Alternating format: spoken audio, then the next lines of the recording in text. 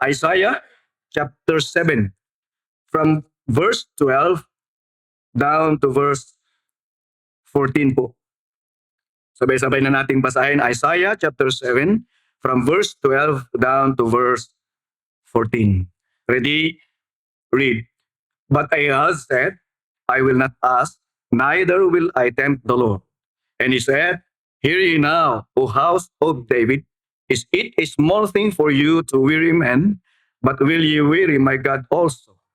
Therefore the Lord himself shall give you a sign.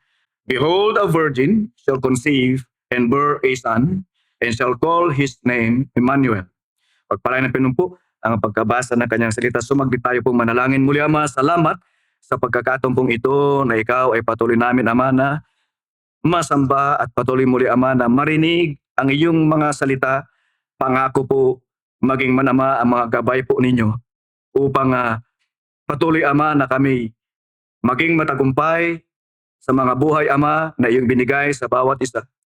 Maging man sa kanya-kanya pong pamilya at mga trabaho po, Panginoon. Hayaan niyo po, Ama, na sa umagang ito muli, mapasigla ang aming espiritu. Mapasigla ang aming pong pangangatawan na siyang tinatahanan ng aming pong espiritu. At ganoon din, Panginoon, alalayan niyo, Ama, aming pagkikinig. Ang pagkaunawa po ay patuloy niyo pong igawad sa bawat isa. At amin, O Diyos, maintindihan na maigi at ang iyong salita, Ama, na maihahayag na ilagay niyo po sa puso ng inyong lingkod ay patuloy, Ama, na maging kapakinabangan po namin bawat isa. Salamat po at maging manama yung pagiging na patuloy, Ama, and I believe according to the knowledge, Pinoon, na aking narinig ay pauwi na sina Pastor, ingatan niyo po sila, maging Ama ang kanilang mga kasama. Habang kami din, Ama, nagkikipagniig sa inyo, ingatan niyo rin. At sa lahat, Panginoon, na kung saan dako naroon ang iyong mga gawain na kagaya po nito, nasasamahan niyo po nawa, Ama, ang bawat isa. At kinikilala ka, Panginoon, sa kanilang mga kalagitnaan. Salamat po. Kinukumit namin po ang lahat ng ito sa pangalan ni Jesus na aming tagapagligtas. Amen. Tayo po ay makaupo na. Kung napansin niyo po yung ating pong binasa, ay napangunahan po sa verse 12 ng pag-rebelde ng hari na nagngangalang Ahaz. Ano po? Kaya tuloy kung tayong Tagalog tuloy, pag parang naririnig natin yung mahaba, naaalala natin, Ahaz, parang ganun po. Pero iba po ang meaning po nito, katunog lamang po siya. At naroon po na sa kanya pong pagre-rebelde po, ay hindi yun ang tiningnan ng Panginoon, kundi sa kalagitnaan ng kanya pong pagre-rebelde po at ayaw pong makinig sa salita po ng Panginoon sa pamamagitan ng propeta si Isaiah po, ay nagpursigi ang Panginoon na iparamdam pa rin ang kanyang pagmamahal. Kung mapansin niyo po, 12 and 13, nandyan po at nirebuke siya po sa 13, and then pagdating sa 14 po, ay binanggit po yung pag-ibig ng Panginoon. At sinabi dyan, therefore, the Lord himself shall give you a sign. Behold, a virgin shall conceive and bear a son, and shall call his name Emmanuel. Sa kalagitnaan ng kanya pong pagre-rebelde, at ang hirap po kapag ang leader ang nagre-rebelde po sa isang bansa, sigurado yan ang lahat na nakakabit sa kanya, kabinete niya po at lahat na po hanggang sa kauli-hulian pong mamamayan ng bansang yan, sigurado yan po ay magiging masama. Kaya naroon po na ang Panginoon sa kanyang dakilang pag-ibig po, nangako siya po ng tagapagligtas. And still, kung tayo po ang nagagalit, baka namalo na tayo, kung babae, nangurot ka na sa kakulitan ng ating mga anak. At yung asawa din natin, makulit, ganun po, outside the kulambo na, pinaparusahan natin agad. Tama po ba? At alam niyo, ang pinakamatinding parusa sa mag-asawa po yung hindi mo iniimikan, tapos abot pa kayo ng isang buwan na hindi nag-iimikan. Hindi malaman kung paano ikaw ay pakikisamahan. Pero huwag dapat ganun po. Let not the sun goes down upon your wrath. Yun po ang sinabi ng Panginoon. Huwag kayong magtanim ng puot. Huwag kayong magtanim ng galit. Yun ang ibig sabihin po nun po. Huwag lubugan. Tapusin agad bago lumubog ang araw. Ayun po ang sinasabi po dyan po. Pero dito mga brother po, instead na magalit po at hatulan na ng Panginoon ang bansang ito at ang haring ito po, but still, He said, I will be with you. Saan po yun po? Emmanuel. Amen, kapatid? Emmanuel. It means God is with us. Nasa kabila po ng kanilang pong gulong ito po na pinangungunahan ng hari pong ito po, still God said, I am with you. Now, kung mayroong born again dito po, baka hindi ho maintindihan. Ano ho? Sapagkat ang salitang mga ganito po ay sinasabing, okay, ligtas na ako, pinatawaran ng Diyos ng nakaraan, kasalukuyan, at ang kinabukasan, pwede na akong magkasala, napatawad na pala lahat. Na hindi yun po ang layunin po sapagkat kung itutuloy natin mamaya po, mababagintin po natin po, lahat ng ating pong ginagawa po ay mayroon pong consequences. Amen po. Mayroon pong bunga. At tinitiyak po ng salita ng Diyos sa bawat isa sa atin po, you will not going to enjoy rebellion. You will not going to enjoy walking without God. Ano po? Kaya dito po, salamat po sapagkat ganito po lagi po ang sitwasyon na kung saan nandyan po ang matindi po na kalalagayan ng tao po sa kahirapan po, doon natin nakikita ang Diyos. Hindi po kung may problema po, bakit Diyos, ang layo nyo, parang hindi ko na kayo nakikita. Hindi po, kung ikaw ay mananampalataya, especially, nandyan ang Diyos. Amen, mga batid? You remember the footprints in the sand? Nagmamaktol yung sabi niyo, di mo na ako sinamahan, hinayaan mo na ako, isang step na lamang ng footprints in the sand. Sumagot ang Panginoon, sana nga sumagot din sa atin pag nasa kalagitnaan tayo ng problema. Sabi niya, akin yan, karga na kita. Tahimik lamang ang Diyos po, pero tangan-tangan niya po tayo. Amen po. Kaya naroon, na makita po natin dito po, sa kalagitnaan ng kanila pong rebellious spirit po ang Diyos ay kumikilos pa rin. Gumagawa pa rin sa kanila. Kaya, ang historical background nito po, mga pirit, para maunawaan po natin, ay ito ay panahon ng political and national unrest. Matindi po. Are you familiar? Ngayon po, baka kayo po ay nasisiphayo na at nasusulasok na sa korupsyon na siyang ating naririnig ngayon. Hindi ho ngayon lang yun, noon pa. Are you with me, Christians? Noon pa yan. Ganyan na talaga. Pag walang Kristo po sa puso po ng mga tao at ng isang bayan po, ganyan talaga. Magkakaroon ng panahon ng political and national unrest, great fear, agam-agam, and spiritual and moral darkness. Ganyan po ang mga darating kapag ang Diyos ay naisang tabi. Ganyan po ang siyang mangyayari. Kaya po, ito po ay panahon noong 735 BC. The king of Israel and Syria attacked Judah.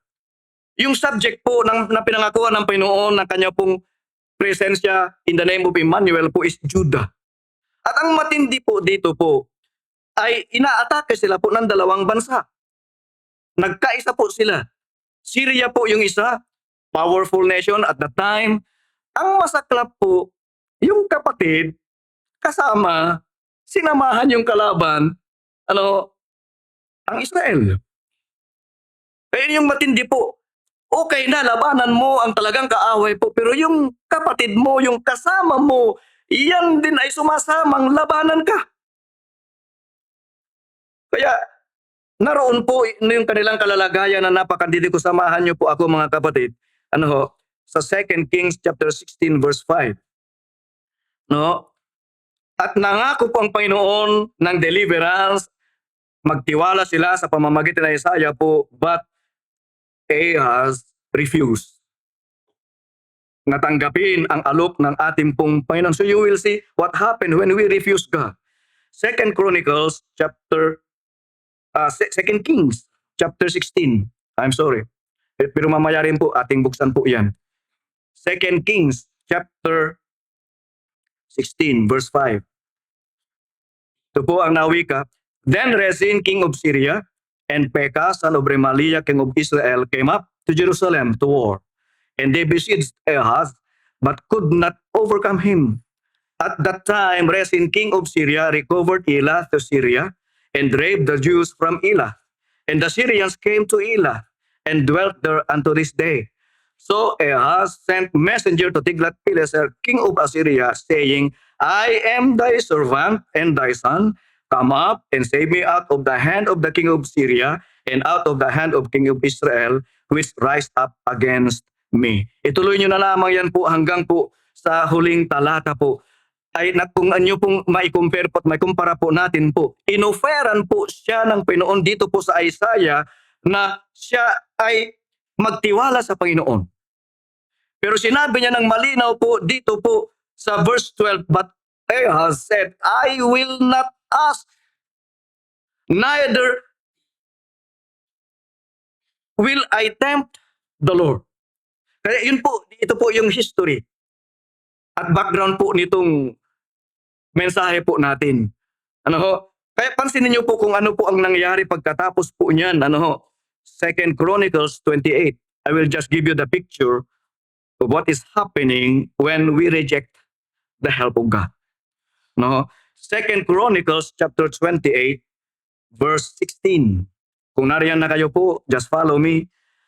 At that time did King Ahaz send unto the kings of Assyria to help him. For again the Edomites had come and smitten Judah and carried away captives. The Philistines also, sinamahan pa ng isa. Pag ayaw po, dadagdagan pa. Napansin niyo po, magmumultiply ang problema. Pag tinanggihan po natin po ang ating pong Diyos. And then verse 19, for the Lord brought Judah low because of Ahaz, king of Israel. You see the word because of Ahaz, king of Israel. For he made Judah naked, hubad, and transgressed sore against the Lord. And Tiglath-Pileser, king of Assyria, came unto him and distressed him, but strengthened him not. Did you see that? Ang naunang enemy is Syria and Israel. Dinagdagan ng Philistine dahil ayaw niya. And even po yung kinakapitan niya ngayon na Assyria po, pumunta not to help him, but to distress him. Sana po nasusundan po natin yan. Without God, kung sino-sino tayo magtiwala, kung saan-saan tayo po titingin at kakapit po, yang kakapitan mo, kapatid, yan din ang aatake sa'yo. To fight God, you cannot win.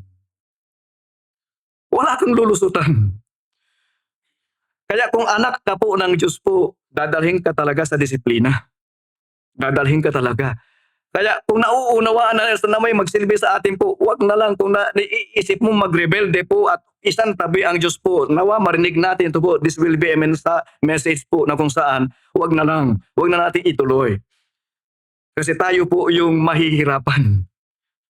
Walang magulang po na hahayaan ang kanilang mga anak na mapapariwara. Kaya tuloy-tuloy nyo naman po, nagdagdag ang Panginoon ng problema po sa kanila. Kaya dito po mga kapatid, inoferan siya, but ayaw niya talaga. So ang kanilang moral mababa, spirituality nila napakababa, takot na po ang siya pong nangyayari po sa kanila. Kaya ang Diyos po, tugon niya sa kanila po sa awa niya, nagbigay siya ng sign to the whole house of David, the birth of Emmanuel. Though, Syrian and Israelite invasion was to fail, sinamahan pa rin talaga sila ng Panginoon. Nag-fail. Although nakapagsimula na lang, pero hindi nila napabagsak po ang Judah completely. Ngunit later, ang Diyos ay pinadala niya po ang Assyrians and Babylonians. Philistines, Assyria, na kanilang kinapitan, and then Babylonia. A very powerful nation. Ganyan po, at sila po ay talagang giniba. Giniba po sila as a nation later. Na, you see now, This king who is rebellious, akala niya, kaya niya, akala niya, makakatayo siya. Akala niya yung kanyang mga sinasandalan, makakatayo siya. Even gibahin niya po, ito po ano, giniba niya ang altar. Giniba niya kung saan nakaalay ng mga alay po para sa kanila. Pinagkukuha niya ang mga ginto, pinagkukuha niya ang mga halaga po, ibinigay niya sa Assyria. A complete turn about mula po sa Diyos. Complete na pagsasabi sa Diyos, I don't need you. I can do it. Yun po, so, nadagdagan na lang, nadagdagan, habang nagrepa, dinadagdagan ng Panginoon. Hanggang nga po, nalipol talaga sila po. Pinalayas sila, nawala sila po sa kanila pong bansang Hudyo o sa Israel, mga kapatid. Kaya kung nyo pong masusundan pa mga kapatid is yung consistent prophetic themes na siyang ating pong makikita po sa kanyang salita po is always judgment and then hope. When there is judgment, there is always hope. Isaiah, kung di ko nakakamali po, Psalm 46 verse 1, the Lord is very near in times of trouble. That should not spoil us. Talagang bebebihin tayo po ng Panginoon. Pero ang problema po, makakaranas tayo po ng mga sakuna bago tayo po matuto. Kung magmamatigas pa rin po tayo. So nais ko po makita po natin mga kapatid, it is good to ask, how did God come? Papaano ang Diyos ay dumarating or siya po ay nagpapakita po sa atin? Magandang matanong po yan. And then how does He come today? Papaano siya po dumadating ngayon? Pamagatan po natin po ang ating mensahe, how He comes. Papaanong siya ay dumadating? Papaanong siya ay nire-rescue tayo? Ang karugtong nito po, sa sunod na lang na Pasko siguro po, kung ako magpipilisan po is how He shines. Dalawa kasi po na pag-aralan ko. So dito po muna tayo po, how He comes. So here is what we learn from Isaiah. Papaanong ang Diyos sa pamamagitan ng Panginoon Kristo po ay dumadating sa buhay po natin. So unang-una po na nais ko pong makita natin po dito po sa Isaiah chapter 7, and it came to pass, verse 1, in the days of Ahaz, the son of Jotham, the son of Uzziah, king of Judah, that Rezin, the king of Syria, and Pekah, the son of Remaliah, king of Israel, went up towards Jerusalem to war against it, but could not prevail against it. So that's the word. And it was told the house of David, saying, Syria is confederate with Ephraim, kanila pong kapatid na bansa. And his heart was moved, and the heart of his people, as the trees of the wood, are moved with the wind. Parang gusto lang lumabas yung puso nila sa takot. Na parang winagwag na puno. Nasubukan nyo na ba yun? Sa takot yun, nanginig kayo ng matindi. Yung iba sa atin, umupo na lamang po dahil pati tuhod na natin po, hindi niya na mabuhat ang katawan natin sa takot. Nag-uumalpas at naglululundag na po at nanginig ng todo po ang kanilang mga puso. Sabi diyan sa verse 2. Then said the Lord unto Isaiah, go forth now to meet Ahaz, the grace of God. Thou and Shear-Jashub, thy son, at the end of the conduit of the upper pool, in the highway of the fuller's field. And say unto him, take heed and be quiet. Ayun po, just take rest. Now, ang sinasabi ng Panginoon, pahinga lang. Pero ayaw. Pahinga lang. At manahimik ka lang. Yun lang po, mga kapatid. You know what? Napakagandang sitwasyon ito po. Sunday is God-given rest to our hearts. Na nagtutumalon dahil sa gulo, takot, pangamba po, worship. But many of us don't see it. Are you with me? Worship is the only one that God is recognizing to give us rest.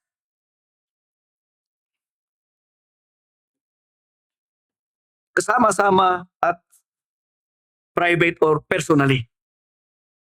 Wala tayong magagawa po because nagsimula po ang mensahe po ng Biblia mula pa sa Genesis at ang unang-una pong father of faith, ang unang-una niyang ginawa po is worship. And they always place worship. Hanggang nasa bansa Israel, they always place worship. At ito yung tinatanggihan ng haring ito. Ang layunin ng Panginoon is rest. Ang layunin ng Diyos sa bansa is quietness. Di ba gusto natin lahat yun? Pero sinabi na ng Panginoon, tumahimik ka lang. Take rest. It means, just ask me. Just come to me. Don't do anything. But ayaw. Ayaw po niya.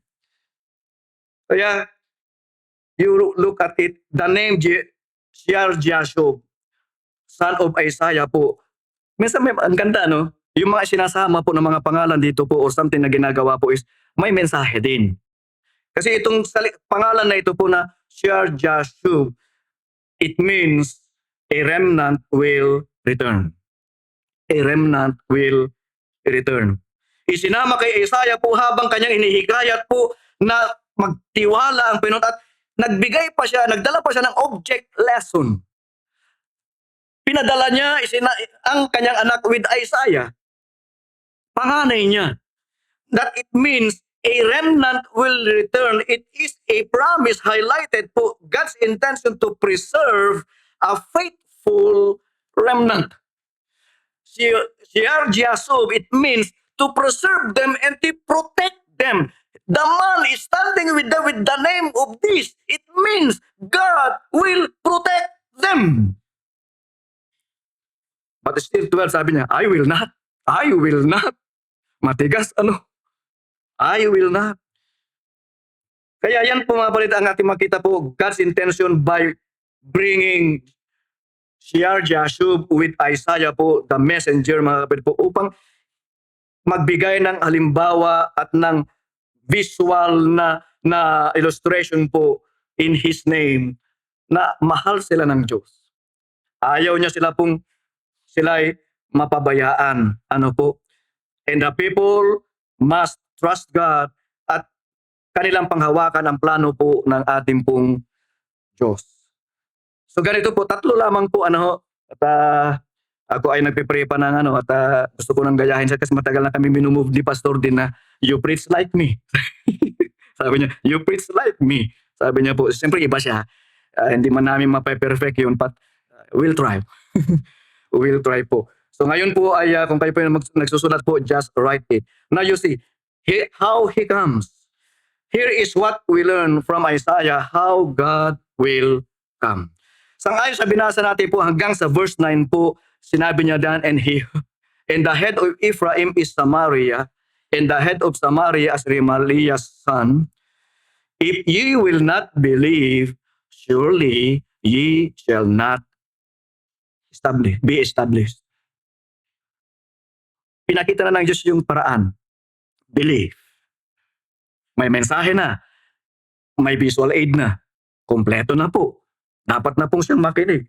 Pero still, nakita naman na natin, ayaw niya talaga po. So this is the message na nais kung marinig po natin po.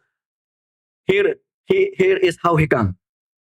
God often comes in dark and difficult times. God often comes in dark and difficult times. Listen to this, Christians. If you look at our nation now, if you look at this wars na siyang nangyayari na po, and if you look at the threat of China, and nakapaligid na sa atin ang mga threatenings. Hello? Aware po ba kayo? Nakapaligid na sa atin po ang mga threats. And darkness is looming. Difficult times ay naroon po yung kanila pong pagdating sa mga buhay po natin. Kung umaasa pa tayo po, nagaganda ang ating buhay po na wala ang Panginoon po, huwag ka nang umasa. Tumigil ka na. Amen po. Sapagkat ang napakagandang makita natin how and when God will come. God offense, at nakikita natin yan, comes in dark and difficult times. This is a dark moment and a difficult moment of the nation Israel, particularly Judah. Tinambakan na sila po ng problema dahil sa pagre-rebelde ng kanilang hari po, mga kapatid. But sa kalagitnaan noon, God comes. At nagnanais pong siya po'y tulungan. Kaya ang gusto lamang ng Pinoy, maniwala sila. Tanggapin nila ang mensahe ng Panginoon, tanggapin nila ang presensya ng Panginoon, tanggapin nila paano sila tutulungan ng Diyos. Kaya nga po, samahan niyo pa ako sa isa pa, 2 Chronicles chapter 20, magbukas pa po tayo. 2 Chronicles chapter 20, verse 20. 2 Chronicles chapter 20, verse 20. Nandiyan na kayo po. And they rose early in the morning and went forth into the wilderness of Tekoa. And as they went forth, Jehoshaphat stood and said, Hear me, O Judah, and ye inhabitants of Jerusalem, believe in the Lord your God, so shall ye be established. Believe his prophets, so shall ye prosper. So, ang key lamang na nais ng Panginoon gawin natin is believe. Amen? Believe. Upang tayo po ay mag-prosper, upang tayo po, mga kapatid po, is ma-establish. That even your enemies, God will turn to be your friend. God will turn to be your protectors. God is able to turn everything for you if you just believe Him. Amen, mga kapatid? If you just believe. Yun lang naman ang inihingi po ng ating pong Panginoon. At isinama dito po ang kanyang mga lingkod, kagaya ng ating pasto, ang mga mangangaral. Pakinggan nyo sila, makinig kayo sa kanila. Because if you reject them, you are rejecting God. Nakagaya ni Ahaz po, he reject Isaiah and yung kanyang anak po. Nakita natin po na ang Diyos ang talagang aktual niyang nire-reject. Kaya ang mga lingkod ng Panginoon, kagaya ng ating pastor po, yes, nandun po yung ating paggalang po, hindi man natin sila po Diyos, mga kapatid po, but sila po ay representante ng Diyos. What they are going to say, yan po yung salita ng Diyos. And I am glad, while pastor is representing God, I am representing our pastor today.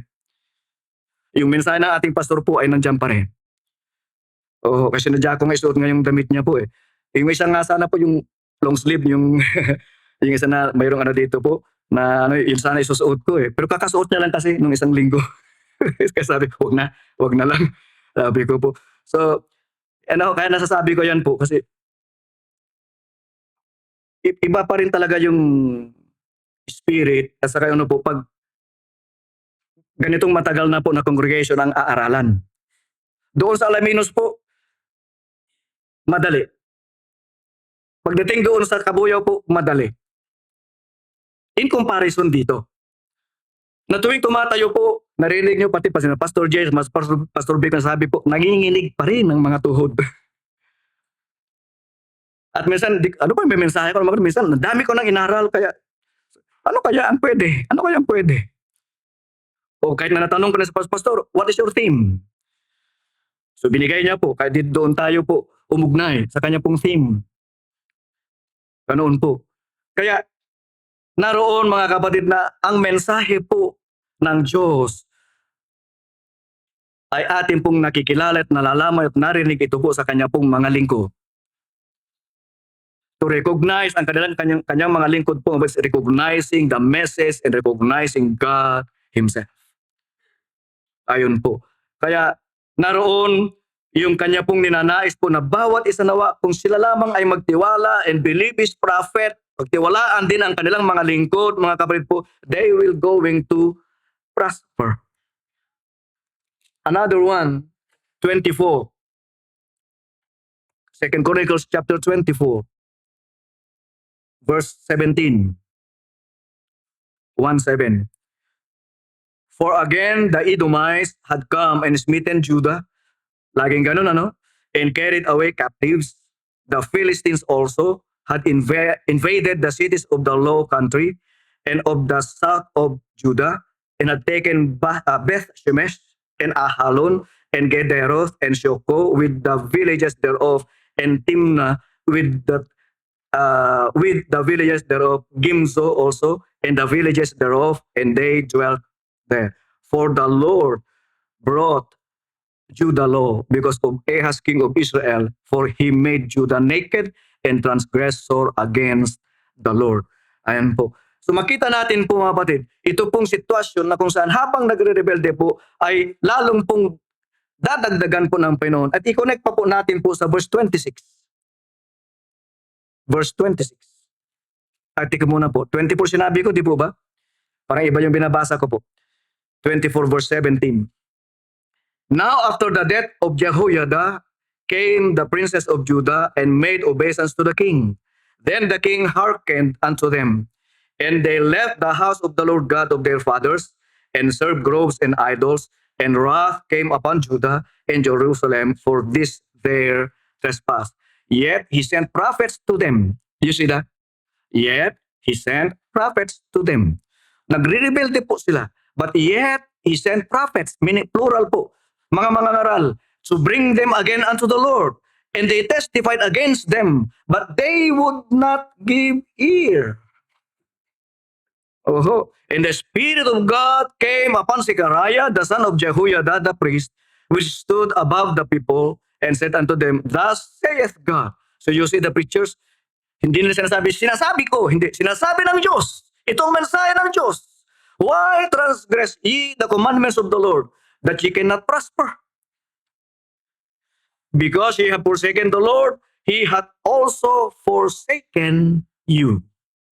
Dahil iniwanan mo, tinalikuran mo ang Panginoon, tatalikuran ka din ng Diyos. And they conspired against him and stoned him with stones at the commandment of the king in the court of the house of the Lord. Thus Joash the king remembered not the kindness of which Jehoiada his father had done to him, but slew his son. And when he died, he said, The Lord look upon it and require it. Ayun po. Marunong manalangin ang lingkod ng Panginoon. Bahala na sa inyo ang Panginoon.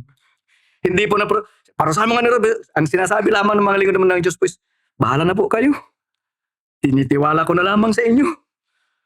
Kayo na po ang kumilos. Na dito po, even itong prophet po o ang mga lingkod ng Diyos, ikinamamatay pa nila. Minsan may hindi lahat na nakikinig, hindi lahat ng nakakarinig ng salita ng Panginoon, tinatanggap nila ang rebuke ng salita ng Panginoon. Nakakalimutan po na ang ibig sabihin ng sermon po, it means like a knife that cuts through the heart. At kapag nararamdaman mo, ibig sabihin po, kumikilos sa'yo ang Diyos. Amen mga kapatid? Pero kung hindi ka nakakaramdam na po at puro panunuya na lamang at pagsangga ng sinasabi at nabibitawan mula sa pulpitong ito po, iba na ho ang kumikilos sa'yo. Yan ang katunayan po niyan. Kaya mga kapatid, naroon po na malinaw kapag tayo po ay hindi magtiwala at iwanan natin ang Panginoon po, the same action you are doing before the Lord, God will do it also. Tamad kang sumamba, tatama rin din ang Diyos sa'yo. Tamad kang maglingkod, tatama rin din ang Diyos sa'yo. Sa ating mga magulang, di ba, kung may mga anak tayo po na lagi na lamang is, bill mo ko nito, hingi nito, kakain, tutulog, bibihis, o alalayas, babalik ulit, hanapan ulit ng pagkain, wala nang ginawa, plato niya, iwanan niya pa, doon pa, ikaw pa ang tagalinis ng kanilang mga ano po. Tapos maghihingi, visit ka na. Di po ba? Visit ka na. Hingi ng hingi. Di naman nakakatulong. No, ganun din po ating Diyos po. Kaya dito po, when they forsaken Him, madali din po sa Diyos na sila po ay iniiwanan. Kaya wag nating sana pong makalimutan. The best way to show our God of our loyalty and love and even po yung nais natin na mag-prosper tayo po is go to worship, maging tapat ka sa pagsamba. Because the beginning of service, the beginning of working for God must always begin at presenting yourself before the Lord through worship. You cannot just go on and serve without worshiping Him first. Kailangan pong muna ang Diyos ang humawak ng puso mo. Nasundan po natin mga kapatid. Kasi kung naglilingkod ka na hindi naman hawak ng Diyos ang puso mo, hindi ka naman talaga sumasamba sa Kanya, hindi mo naman talaga na-appreciate siya, hindi mo naman talaga siya po, nire-recognize siya sa puso mo at buhay mo po. Ano mang paglilingkod na gagawin mo po, walang silbi. Kaya ikaw na nagsasabi po, na sinasabi mo, oh, yung aking pinaglilingkuran sa labas, ganito, ganyan. Oh, yung mga para-churches na ito sinasamahan ko, ganito, ganyan, ganyan, ganyan. Ay, sa Diyos din yan eh. Oh, mag-ingat kayo sa mga pananalitang ganyan. Amen, mga kapatid? Pwede ba nating sabihin na, ganito, ganito, tatay naman talaga kita. Pero gusto kong kumain sa kapitbahay eh. Oo, tatay ko, magulang ko kayo. Alam ko maraming gawain dyan, pero gusto kong tumulong doon eh. Matutuwa ba kayo mga magulang pag ganun ang attitude ng anak? This is a family. Kinakanta natin, I'm glad I'm a part of the family of God. And then mas pinipili mong paglingkuran ang iba kaysa piliin mong paglingkuran ang sarili mong pamilya. Mag-ingat tayo dyan. Nairason pa natin na ministry naman to eh. Ang dapat mong gawin po, okay, hindi naman binabawal yon. Let's correct, iayos lamang po natin, baka tayo ma-misinterpret. Ano po, hindi naman pinagbabawal yan. Okay din naman yan. Ano po, pero kapag yan ay bumangga sa dapat mong gawain sa iyong pamilya at dinadahilan mo pa na hindi ka makagawa sa iyong pamilya dahil may ginagawa ka sa labas, yun ang problema. Nakuha nyo na po. Parang yung asawa mo or anak mo dapat nag-i-hospital dahil may sakit na siya, pero dahilan mo, mayroon akong trabaho eh. Nakukuha nyo po? May trabaho ako eh. Kaya mag-ingat po tayo paminsan, ang diablo po umaatake sa maliliit na bagay na hindi natin namamalayan po, we are being drawn away. At yun ang nais ng diablo na mangyari. Kaya ginamit niya si King Ahaz to draw away the nation Israel. But because of his promise, hindi niya sila po napapabayaan. Then, bago na po sa pangalawa, 26 verse 5 ng Chronicles pa rin po. 2 Chronicles chapter 26 verse 5.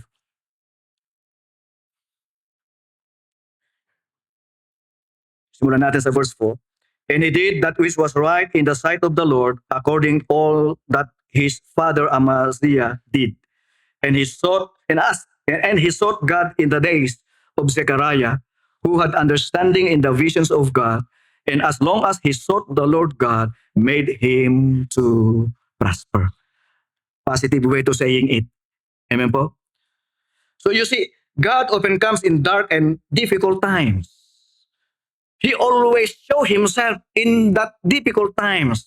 Ano man yung problema mo, ano man yung trouble mo, ano man yung daladala mo, ano man yung sakit na iyong nararamdaman, ano man yung kabigatan na iyong dinadala po, kaya lahat pong tugunan at tatagpuin ng Panginoon.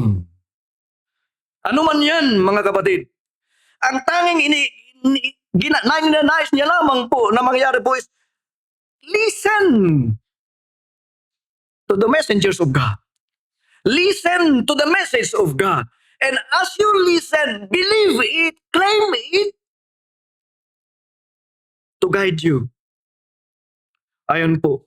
Kaya tinan niyo po, isang halimbawa, as long as, sabi po, and as long as he sought the Lord, God made him to prosper. Habang nandoon siya, kabaliktaran po kay King Ahaz. Habang nandoon po ang Diyos, nandiyan, pinaprosper siya, pinayayaman sila po, iniingatan po sila. As long as. Sana forever na lang, hindi na po as long as. So you see, God often comes in dark and difficult times. He will always there to rescue. Amen ba mga kapatid? He is always there. Sino ba sa atin ang hindi mga nagkukulang? Ako man po ay nagkukulang. Pero ang Diyos bilang anak niya po, tayo po, hindi niya tayo pinababayaan po at nasasaglag tayo sa mga pagkakamali po. Lagi siyang nandyan. Lagi siyang nakaalalay. Oh, very near in times of trouble. At yun din ang mensahe po dito po, God often comes in dark and difficult times. So, sa verse 9 po, sabi dyan, balikan na natin Isaiah 7 verse 9. And the head of Ephraim is Samaria, and the head of Samaria is Remaliah's son. If you will not believe, surely ye shall not be established. So, ang kailangan lamang pong pairalin dito po is para tayo po'y maalalayan ng Panginoon, as long as we are with Him, as long as we ask and also believe in Him, mga kapatid po, ay nandyan po, nasasamahan niya po tayo. Ang kabuuan nito po, from verse 1 down to verse 9 po, ang inihiling lamang ng Panginoon, ang needed lang naman dito po is faith. Hello? Faith. Yun lang naman. Don't doubt. Yun lang naman, ang inihiling na po, faith. Kanina papunta ako ng CR po at pinupuri ko po at binabati ko itong mga sa yung midnight cry, di ba? O yung midnight cry, the second coming of the Lord. Nagpapaalala na po, natutulog na ang trumpet and that sound will warn us and will alert us na darating na siya. Sabi ko, purihin ang Panginoon, ganda na inyong pong pag-awit, yung execution nyo, sabi po, amen nga po, amen nga po. May upa nga ako, may sipon eh. O may partida pa, sabi ko. And then po, inihabol ko na pananampalataya kasi yan. Amen po, sa pananampalataya kasi yan. So, yun lang naman ang hinihiling ng Panginoon.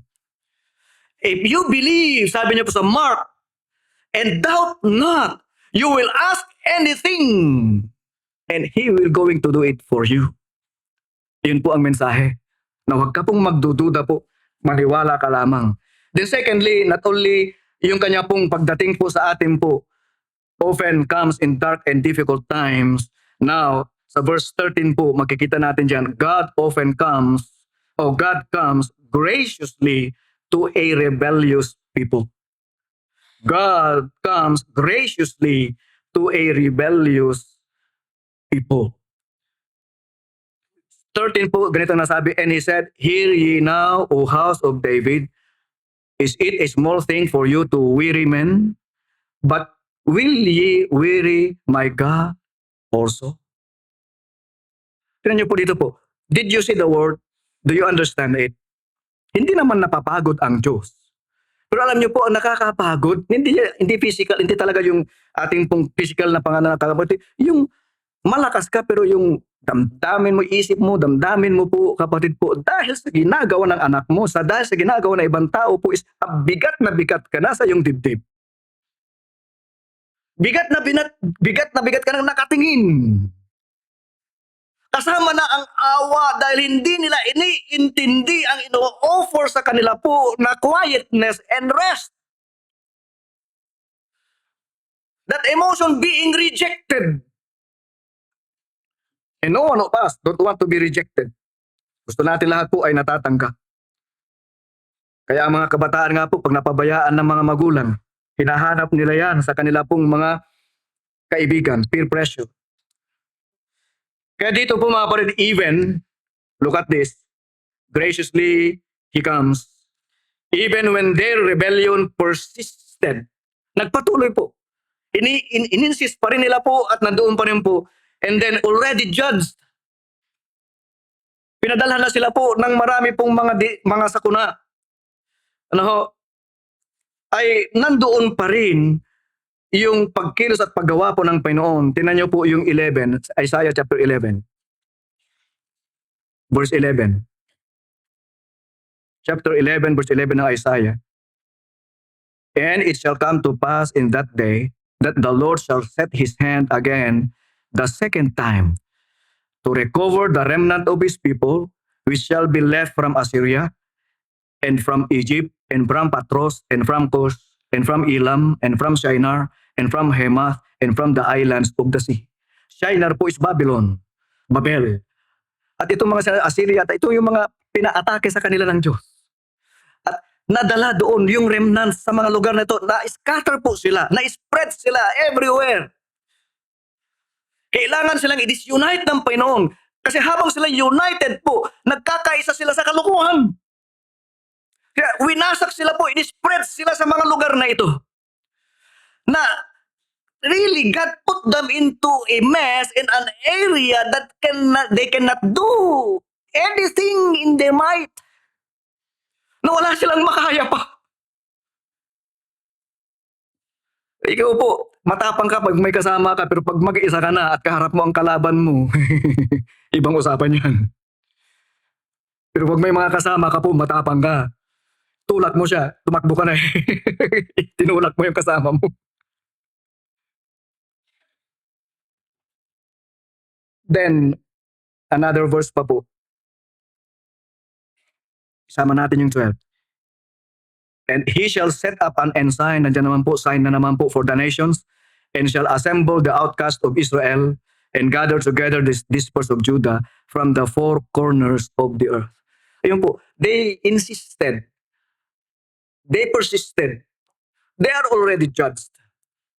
And still, nandoon pa rin yung kanila pong messing up. But still God, sinundan sila. Amen mga kapatid? Sinundan pa rin po sila.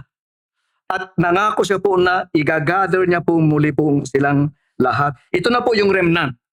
Madami na pong naubos na po, halos naubos na sila. Remnant na lamang ito, kakaunti na lamang po.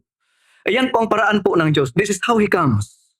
Kapag tayo nagpapatat, ayaw mong tumigil, ayaw mong makinig, ayaw mo pa rin sumunod. Tanggalin ang trabaho mo, tanggalin ang pinakikinabangan mo, tanggalin ang mga bagay na iyong sinasandalan. Tatanggalin lahat ng Diyos yan po hanggang sa masabi mo, Lord, sige na nga, sige na nga. Kailangan pa ba yun? Are you with me, Christians? Kailangan pa ba natanggalin lahat ng Diyos para tayo ay tumalima? Even lives, hindi pinanghihinayangan ng Diyos kapag nagre-rebelde na lang din. Sabi niya, sige, umuwi ka na nga. Bawiin ko na buhay, uwi ka na. Istorbo ka na sa ministry. Yun po ang aktual na yung mga coming po ng Panginoon. Kaya, purihin po siya sa napakayaman niya pong biyaya, and then isama pa natin yung 16 ng chapter 11 ng Isaiah. And there shall be a highway. Hindi lamang basta daan, hindi lamang basta pintuan, daan, highway pa, mga kapatid. When God comes, and we again accept Him, hindi niya tayo pahihirapan. Luluwagan pa nga niya. Are you with me, mga kapatid? Hindi nila po side streets, kundi highway. Highway po. And there shall be a highway for the remnant of His people, which shall be left from Assyria, like as it was to Israel in the day that he came up out of the land of Egypt. Binanggit ang Egypt, yung Red Sea na hinati ng Panginoon. God made a way in the Red Sea. Kaya kinakanta natin, God will make a way. Amen with it? He will make a way as long as we go back again and trust Him. Opo. And graciously, sa kabila ng ganyan po, nandyan po ang Diyos. Malayo na tayo, nagre-rebelde po, nangangalabit pa rin po ang Diyos. Then, bago po ang pangatlo po, and the last, samahan niyo pa po ako sa chapter 37 ng Isaiah pa rin.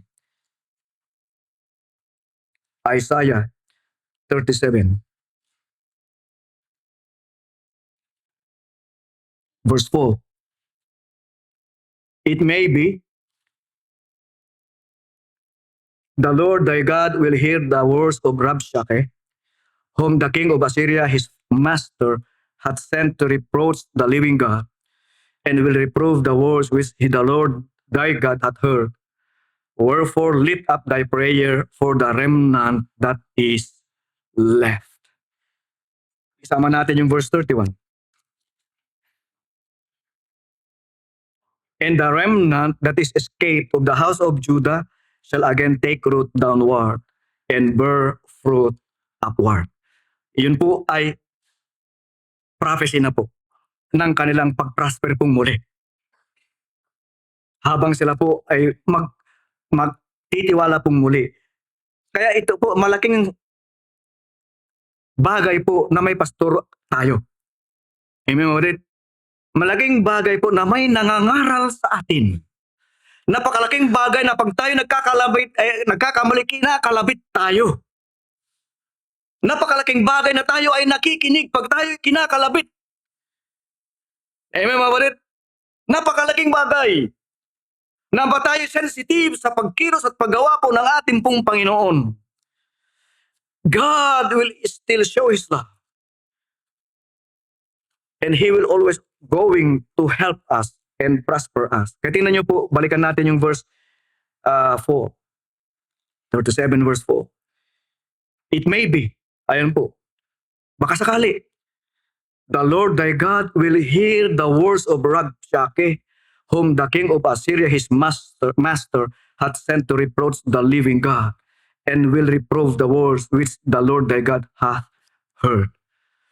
You see, Christians, kapag tayo nagwawala at nagiging rebellious po mga kapatid, our family, our church, and even especially the name of God will be reproached. Napupulaan, nasisiraan. Are you with me, Christians?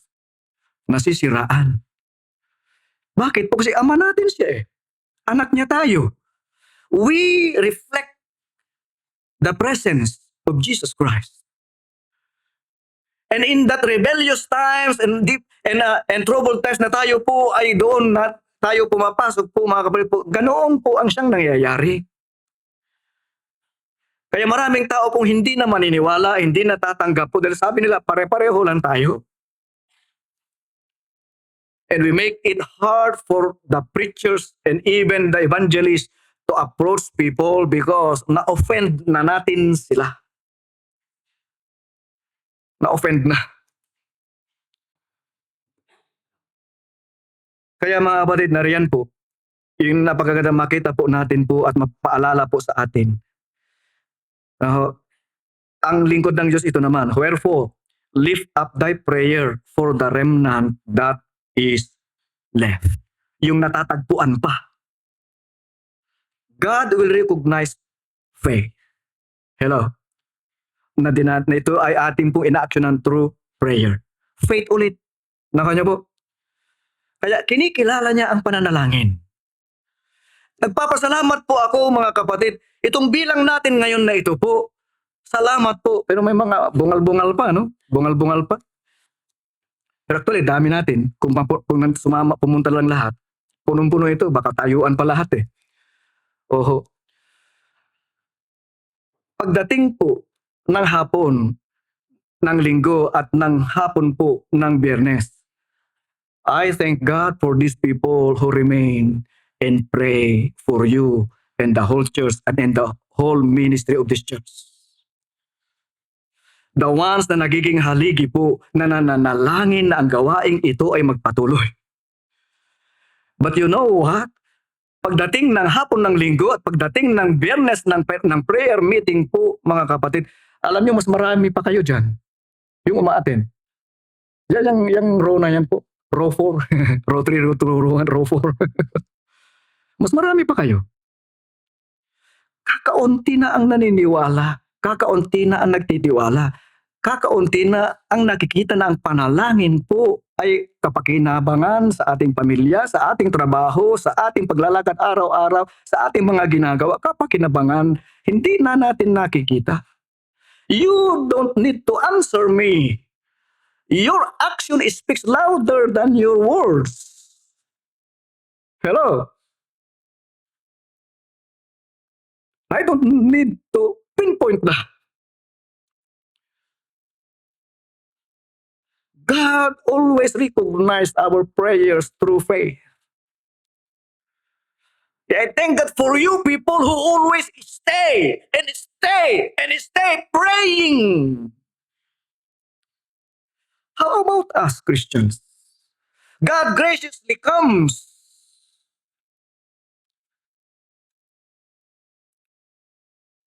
Ang dali natin pong magkapag-produce ng mga alibis.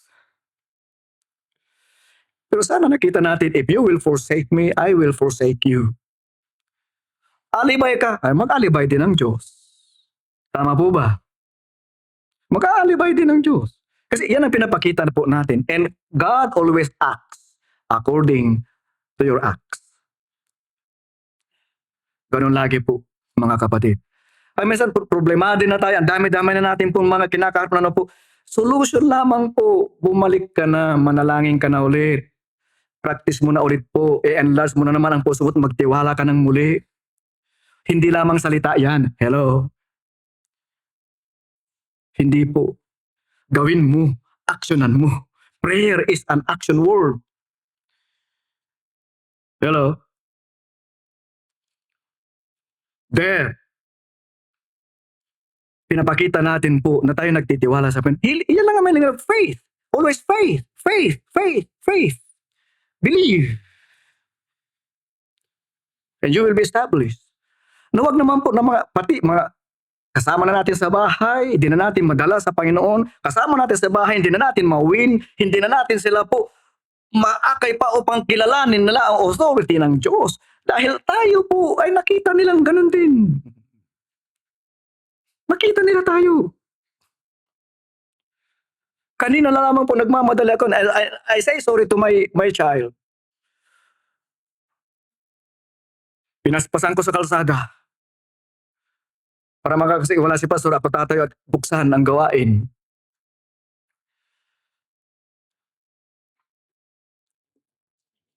Sabi ko sa kanya, nak, sinsa ka na sa attitude ko kanina, hindi ko kayang tumayo dito na mayroong na-offense sa akin. Kapit siya kasi, woo!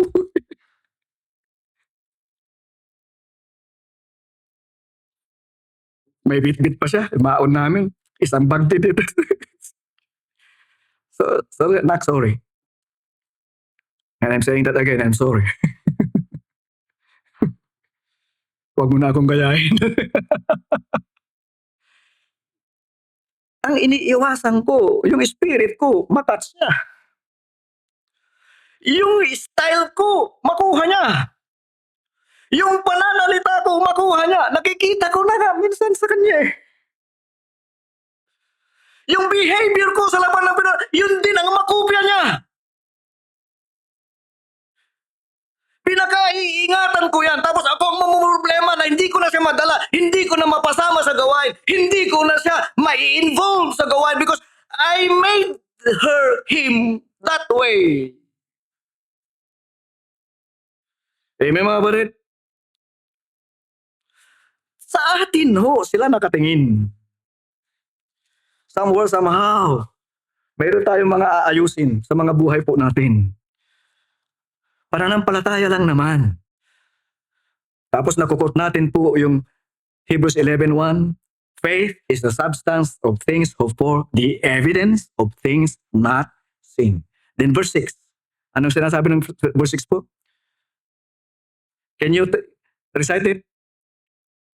Verse 6. Hebrews 11:6. Anyone? Hebrews 11:6.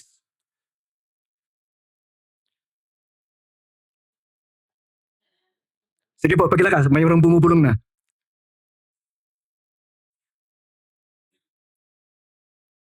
Pakilakas ka ba rin? Pakilakas po.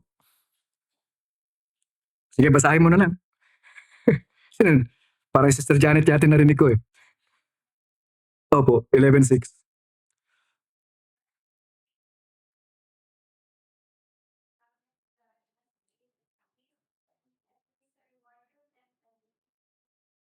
Ayun. But without faith, it is impossible. Amen, Marit? Kung hindi mo paniwalaan kung sino ang Diyos at kung anong kakayanan niya, sabi mo, without faith, you cannot attain. Hindi ka makaka-attain. So, may God help us na tayo po mga kapatid ay bumalik na. Stress natin po muli yung ating mga sarili po sa kanya pong gawain. Yes, may mga trabaho tayo po, but can you plan and schedule them? Hati-hatiin natin para sa pamilya, para sa gawain, para sa trabaho. Can we do that? Para wag na nating rasunan kung anong mga no, maliban talaga mahirap talaga pag doktor ka na. Yung mga trabaho na talagang halos gusto na nandoon sila. Ganoon po. Eh, ang tinutukoy natin po, nandiyan ka lang din naman. Kaya mo lang din naman. Wala ka namang sakit. Amen po, kapalit? Thank God for sa mga matatanda. Ay, sorry. Sa mga may edad na. Na nandyan pa rin. Oo. Ganda silang tingnan eh. Nauugod-ugod na pero nandiyan pa rin. May mga sakit pa. Eh, may mga, pero nandyan sila. Oo. Sige po. May God enable us to see and hear really at nakapagsalamin po tayo po. Gusto natin na maayos, rested and quiet na buhay po na sa ating tatahakin po. Isa lamang ang gusto ng Pinoon. Go back, restore again your faith. Because without faith, it is impossible to please Him. Amen mo rin? Imposible. Yun po ang mensahe po. Then lastly po, how God comes, how He comes. God often comes in dark and difficult times. God comes graciously to a rebellious people. And then, lastly, sa verse 14, God comes unconventionally to His people or for His people. Unconventionally. At tinignan ko po yung kasi ako po ay hindi ako masyado sa mga ganyan na po. Salamat po, mayroon tayong dictionary. At tinitingnan ko yung mga meaning ng mga sinasabi po na ganyan. Ano ho? Yung unconventional po, it means kakaiba, pambihira, no? Sira-sira, kakatuwa, medyo loko. Yun ang ibig sabihin pala nun. Sabi yun pala yun. Sabi ko, medyo loko. Ano ho? At hindi normal, abnormal, sa madaling sabi po, mga kapatid. At ito yung palimit na sasabi ni Pastor Mande, paano binibigkas yung yung di kanariwan. Di ba yung bigkas ni Pastor, di kanariwan. Ayun, sabi niya. O, kanariwan, di ba, bigkas. Yung bigkas niya. Pero karaniwan yun. Kanariwan, sabi niya. Narinig ko yan po kay Dr. Ruiz. Kanariwan, sabi niya rin. Oh, hindi karaniwan. So, you see, Christians, God will come in a time and a situation that you will not going to expect. Are you with me, Christians? Hindi ayon sa iniisip mo. Maaaring masabi, kalokohan! Kabaliktaran! Kabuhungan! Ngunit salamat sa Diyos. Sabi niya, yung foolishness ng Diyos is wisdom and power of the gospel. Amen mga kapatid? Salamat. Baliktad po. Sa mundo, sabi nila sa Diyos, upside down ang Diyos. But actually na, upside down po tayo. But God comes unconventionally for His people. And you will see, hindi ko na po bubuklan po, pumunta na kayo yan po, Luke 1:26 to 38. I need to go and matapos tayo on time. Diyon po, God came through a virgin. Ayan na po. God came through a virgin. Pag sinabi pong virgin po sa lumang sa etymology po, virgin means a young woman or a lady not yet known a man. Sexually. Yun po ang ibig sabihin. So virgin pa siya. Ganoon po. At naroon mga kapatid na nung ang Pinoon ay lapitan siya po. So, I mean is yung marriageable age na siya. Ganon po kasi nung panahon nila po minsan 13, 14, 15 marriageable na sa kanila yun eh. Nung panahon na. Kaya tinan niyo po. Maraming mga tao po na papaano isang babaeng mabuntis na walang asawa? Papaano ay isang babaeng manganganak na hindi pa naman siya nakapag-asawa? So naririnig na natin lagi ito po mga kapatid. Paraan ng Diyos na kung saan ito po ay hindi paraan ng Diyos, not even science, hindi nila ito madiscover papaano nangyayari. Oho. He came through a virgin. At salamat naman po, nandyan naman na po. Ang paraan ay ang paraan ng Diyos through the Holy Spirit. At doon natin makikita po, sa Diyos walang imposible. Oho, mga kapatid. Kaya may in-expect kang darating. May in-expect ka pong tutugunan ng Panginoon. Marami tayong mga pinagpipray, mga kapatid. Pero pakatandaan natin po, hindi iyan po sa paraan na ating pong gusto at yung paraan na gusto nating mangyari. Kadalasan. Amen, mga kapatid? Kadalasan. Hindi iyan po ang siya pong nangyayari. Kaya, He came through a virgin na hindi ito naisip ng mga tao sa kanila pong panahon na darating siya sa pamamagitan ng isang dalaga na wala pa pong asawa at wala pa pong nakikilalang lalaki sa buhay niya. Ano ho? Yes, kasama na niya. So, engaged na siya actually. But yung ibig sabihin, the other way around, na mag-asawa na po ang aking tinutukoy. Amen, mga kapatid?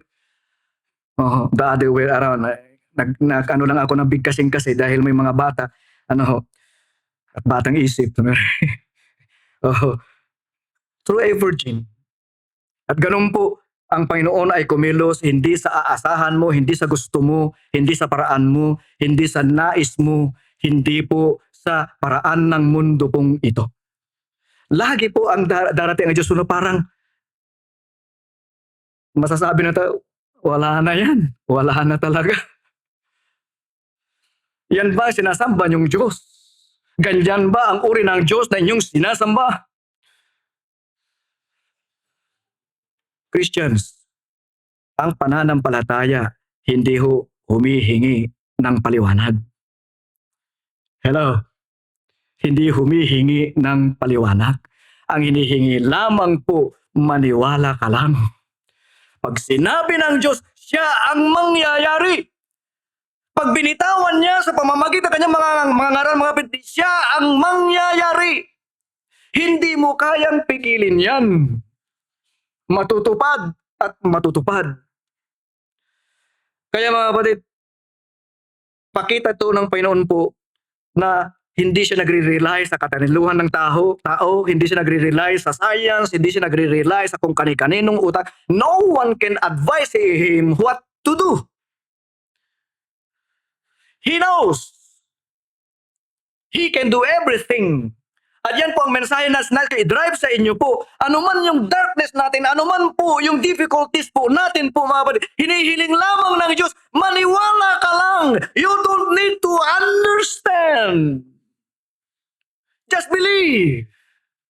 Go to Him. Ask Him. Tell Him your difficulties. Tell Him your darkness. Tell Him your problem. Don't behave like King Ahaz na nandun na po sa kanila pong kalalagayan po napakahirap. Tumatalo na kung pwede lang yung puso na lumabas na sa kanila pong dibdib, mga basta takot po nila na kaya niya pang doon magtiwala sa hindi Diyos. Kaya kinakailangang disiplinahin sa tuloy ng Diyos. Salamat po na hindi tayo kagad pinapatulan ng Diyos. Ano lang, patulan ka bawat pagkakamali mo. Imagine nyo, mga kapatid. Hindi niya pinatulan muna dito po. Kasi ititingnan niya ang buong bansang Israel. Hindi niya muna pinatulan. Salamat talaga. Hindi tayo pinapatulan ng Diyos sa ating mga kaloohan. Pero po, may consequences yan. So nawa po may prepare yung ating puso po. A virgin comes at nangyari na po at pangalan niya po ay Emmanuel. God is with us. Darating pong muli po na ating pong maharap itong season na ito, mga kapatid. Nawa hindi natin makita yung gift lamang. Nawa hindi natin makita po yung Christmas tree. May nagki-Christmas tree pa ba dito po? Sa amin po, tinapon na namin. Ano ho? Minsan pati mga Christmas lights, baka magkasunog pa. Ano ho? Sa aming ano po. At sana hindi Christmas lights ang dahilan ng Pasko. Sana hindi yung kung sino-sino at anong paraan. Sana hindi yung pasyalan, hindi yung mga views nating ano po. Okay lang din naman yan. Pero ang sinasabi dito, balansehin naman natin. Amen, kapatid? Na hindi na totally nakalimutan ang Diyos dahil sa mga yan. At ang sentro ng Pasko, ang mensahe ng Pasko, ang pag-ibig ng Pasko, ang katuwang natin pag Pasko, mga kapatid, ay Emmanuel. Amen, kapatid? Emmanuel, the one who is with us. He is always there. Nakaalalay po, maagapay po sa atin. So whatever your darkness and difficulties po, just have faith. Believe in God. So to help us prepare for His coming, let's remember the goodness of God. Amen po? Let's remember the goodness of the Lord. He came for you. He saved you. At atin pong i-appreciate. So, iniisip mo ba mga kapatid na napaka-dark and hopeless po ang kalalagayan po natin? Kaya hindi siya pumupunta? Hindi niya tayo sinasamahan? Hindi po. Baliktarin natin po. How dark it is, how hopeless it is, there. Nandiyan ang Diyos. Na hindi po, hindi ibig sabihin na kapag ikaw'y maayos na okay po, wala ang Diyos. Nandiyan din. Nag-iingat po sa atin. The good news, mga kapatid, He shines the most by coming into times of darkness and difficulties. He will always shine over and above my darkness and my difficulties. He will always shine above my problems. May God be blessed. At masunod po natin po ang nais po niya. So, wag na kayong pumasok sa problema. Huwag niyong isama ang Diyos. Huwag kayong maniwala pa rin sa gagastos ka ng marami para pagpasok ng taon, marami din pasok. Gumasta ka eh. Anong maraming pasok? Tapos bilog-bilog. Binibilog ang ulo ninyo. Binibilog ang ulo ninyo. Sa mga pungsoy. Binibilog ang ulo niya. Kaya puro bilog. Pati tayo bilog. Kaya ulo mo, bilog. Diba? Huwag na ho tayo pong paloko pa. Huwag nyo nang pasukin ang mga ito. Umiwalay na tayo dyan. Tinatawag tayo ng Diyos sa kabanalan. Amen, mga kapatid? Maligayang Pasko sa inyo po. At advance Happy New Year. May God bless us. Tayo po ay manalangin. Salamat, Panginoon. Purihin ka. Dakilain ka, Panginoon. Nakita namin po how you come. Nakita namin, Ama, ang napakadakilang pag-ibig po ninyo. Nakita namin, Panginoon, ang mga kilos po ninyo na ito'y lagi pong kapakinabangan po namin na ito, O Diyos, ay umiikot sa inyo pong pag-ibig. Salamat po. Ang mga naturan, mga pangako ito, Ama, na aming naturan, nawa yun ang mas nakita. Nawa, O Diyos, enough na humagbang kami dahil hindi nyo lamang ito sinabi at ipinangako. You did it. You came at the first time at inialay nyo ang inyong buhay. Namatay kayo sa krus ng Kalbaryo. Isinilang mula sa isang birhen at nireject ng taong ito. He came unto His own and His own received Him not. Na even mga hayop na lang tuloy ang tumanggap. Ang nagpapasok na sa wala nang wala nang mga tirahan, kundi doon na sa sabsaban. Pati higaan po ninyo, nung baby pa kayo, doon na mismo sa kung saan kumakain ang mga hayop na yan. You are totally discarded and cast out. Na nandiyan kayo na nagpapahayag ng pag-ibig po ninyo. Sa lubong nila is rejection. Kaya tulungan nyo kami, Panginoon. Nakita namin, nalaman na namin tulungan nyo kami, Panginoon, na aksyonan po namin ang aming mga paniniwala, ang aming mga naririnig, ang inyong mga kautusan, Panginoon. Enable us, O Lord. Give us that faith to act, to pray, to read your Bible, to worship faithfully, and serve you faithfully. Tulungan nyo kami, Panginoon. In the behalf of your servant, our Pastor Macmanay, pinapahayag ko po ang pagpapala po ninyo sa congregation ama na ito na kanya pong hinahawakan. Purihin ka, Panginoon. Kinukumit namin ang mga lahat nito po, maging pag-i-enjoy po sa kanila po sa pag-uwi din at bawat isa din po sa mga susunod pa namin gagawin. Sa pagkadalangin namin po sa pangalan ni Jesus na aming tagapagligtas. Amen. God bless you.